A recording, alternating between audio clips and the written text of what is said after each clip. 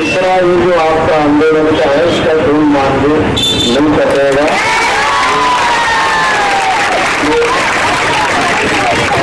किसी जिले में नहीं कटेगा।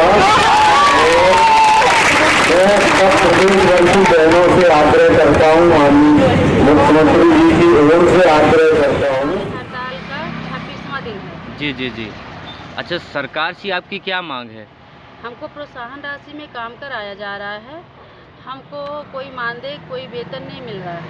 हमको 2000 रुपये प्रोत्साहन राशि दिया जा रहा है, उसको बढ़ा के हमको 10,000 रुपये मानदेय दे दिया जाए। हमको सरकारी कर्मचारी का दर्जा दिया जाए और ड्यूटी का टाइम निर्धारित किया जाए। हमारी 8 सूत्री मांगे हैं जो निम्न प्रकार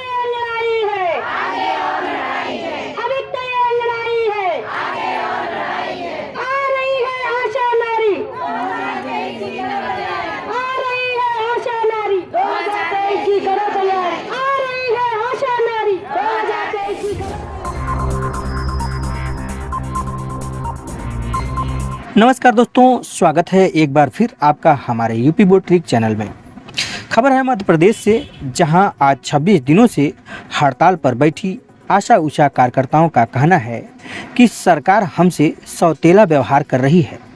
दोस्तों, हर घर से नाता रखने वाली ये आशा के हड़ताल को देखा जाए तो अभी तक सरकार ने कोई भी ऐसा फैसला नहीं लिया जिसके चलते ये अपने काम पर लौट जाएं। आज टीकाकरण प्रभावित हो रहा है, गर्भवती महिलाओं की समय से देखरेख नहीं हो रही है, फिर भी सरकार आशाओं पर ध्यान नहीं दे रही है।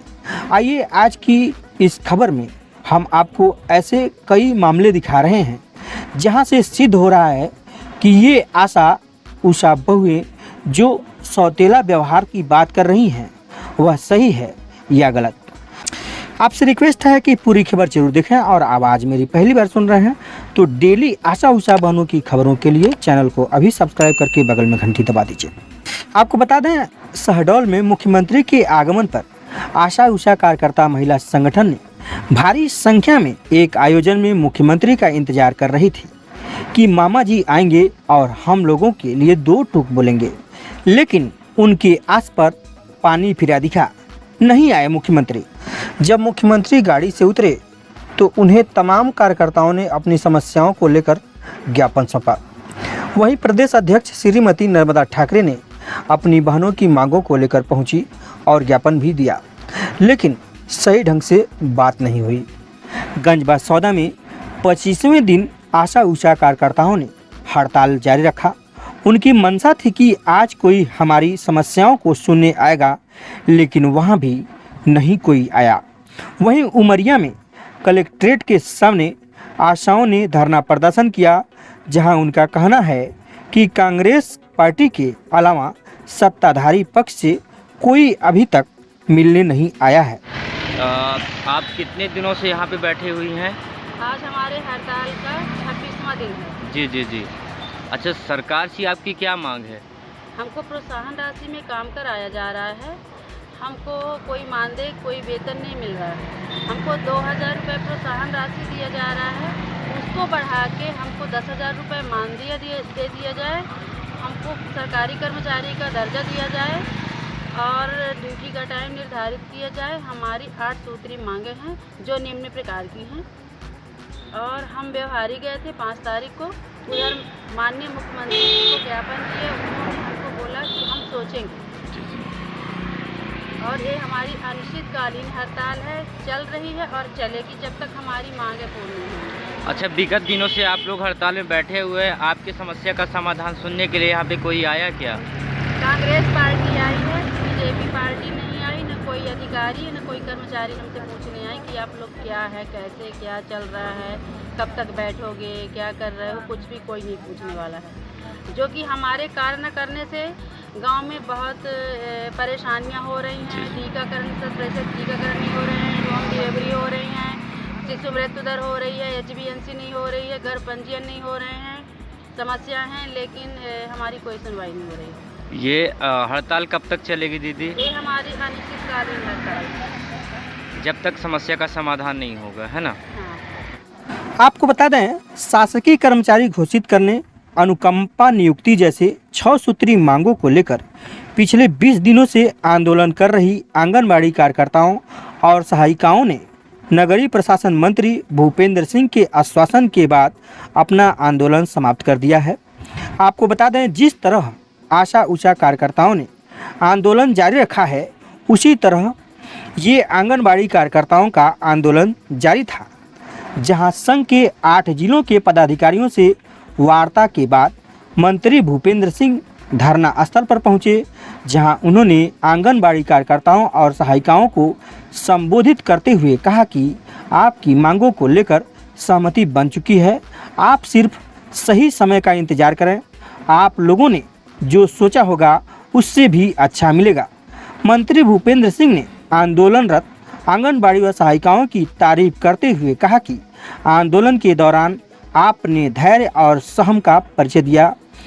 मंत्री भूपेंद्र सिंह ने आंदोलन की अवधि का मानदेय नहीं काटने का आश्वासन देते हुए आंगनबाड़ी कार्यकर्ताओं और सहायिकाओं से कहा कि वे काम पर वापस जाएं और सबसे पहले अपना व अपनी बहनों का लाडली बहना योजना में रजिस्ट्रेशन कराएं। देखिए, आप सब अपना आंदोलन समाप्त करें, जल्दी अच्छा होगा, समय का इंतजार करें, यही आग्रह मैं आपसे करना चाहता हूँ। आपको कोई आंदोलन करने की जरूरत नहीं है और न आगे आंदोलन की जरूरत पड़ेगी, बस समय का इंतजार करें, जल्दी अच्छा होगा, इतना मैं कह सकता हूँ। बातचीत सब हो गई है, जल्दी अच्छा होने वाला है, इतना मैं आपसे कहना चाहता हूँ और ये निवेदन करता हूँ। आप सब बहनें हैं, आपकी सरकार है और ये बहनों की सरकार है और जिनको लाडली बहना बनाना वो भी आपके परिवार की है और इसलिए लाडली बहना बनाओ, आप भी बनो, जैसे कलेक्टर साहब कह रहे थे, सब लोग काम में लगो, सब अच्छा होगा, कोई चिंता मत करो, आपका भाई मुख्यमंत्री है, सब अच्छा होगा, चिंता मत करो, ये विश्वास मैं आपको दिलाता हूँ। आगे आपको आंदोलन की जरूरत नहीं पड़ेगी।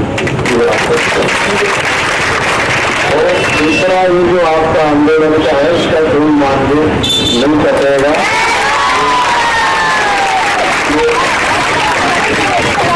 किसी जिले में नहीं कटेगा।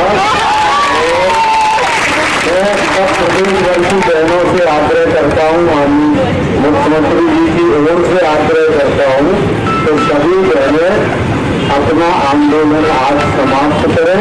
मुख्यमंत्री जी जल्दी आपकी मांगों पर निर्णय लेंगे। बहुत धन्यवाद।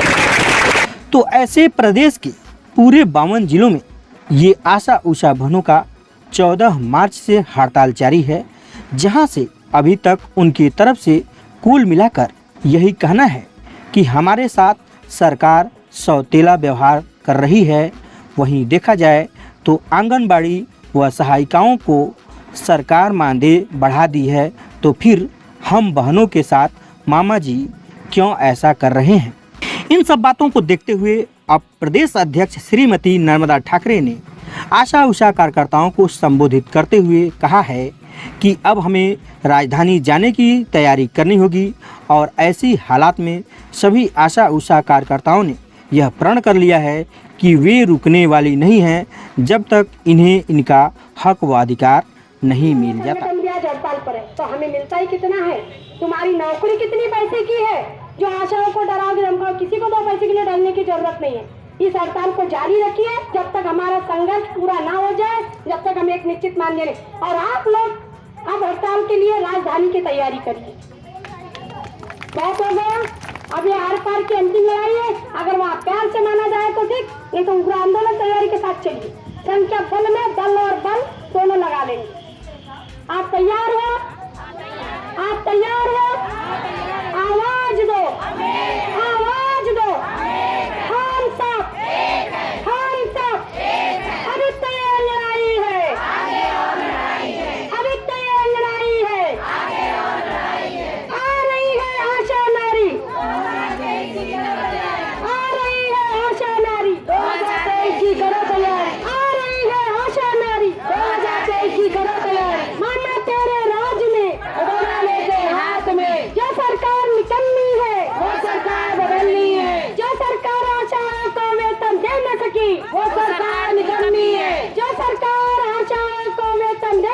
हो